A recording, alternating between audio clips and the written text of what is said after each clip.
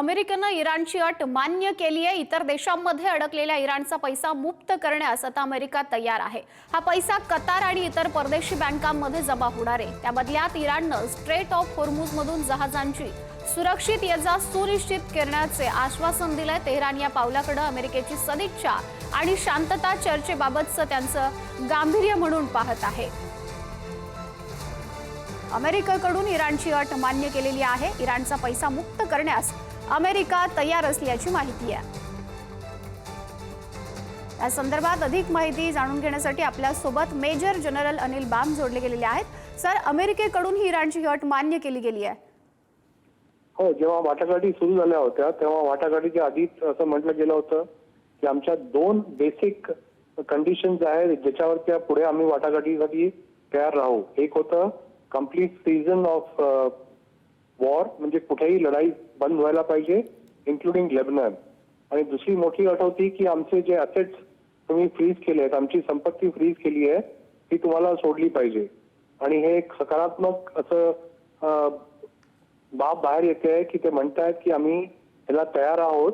आणि असं कळलंय की जवळजवळ $6 बिलियन जे कतार आणि बाकी बँकेमध्ये फ्रीज केले होते ते अनफ्रीज करायला US तयार झाला आहे। आणि मोबदल्यामध्ये ते म्हणतायत की हॉर्मुझ मध्ये शिप्स आणि ऑइलच्या टँकर्सला सेफ पॅसेज मिळाला पाहिजे। ही एक चांगली आणि सकारात्मक अशी गोष्ट बाहेर येते आहे। आणि आपण प्रयत्न करू आणि आपल्याला असं वाटलं पाहिजे सगळ्यांना की हे आता जे वाटाघाटी होतील ते पॉझिटिव्ह ॲटमॉस्फिअर मध्ये सुरू झाले आहेत, ते अशाच पुढे जातील। हो सर, महत्त्वाची बाब, अमेरिका इराणचे पैसे मुक्त करण्यास तयार, याचे पडसाद आणि परिणाम सुद्धा काय होतील?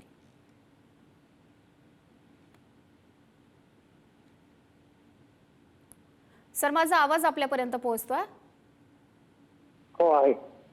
इराणचा पैसा मुक्त करण्यास अमेरिका तयार आहे। आता याचे पडसाद आणि परिणाम काय होतील? याचे पडसाद आणि परिणाम नक्कीच सकारात्मक होतील। कारण जेव्हा कुठल्याही वाटाघाटी होतात, स्पेशली एका लढाईनंतर, तर स्पेक्युलेशन असतं की काही ना काही होऊन ते डिरेल होतील।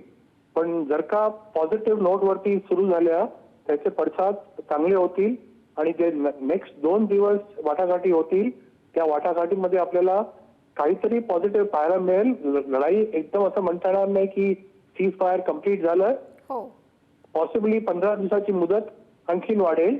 आणि असं करत करत आपण सगळ्यांना असं चांगली बातमी बाहेर येईल असं वाटतंय की पुढे आपसामध्ये जे वाटाघाटी होतील त्या पॉझिटिव्ह डायरेक्शन मध्ये जातील।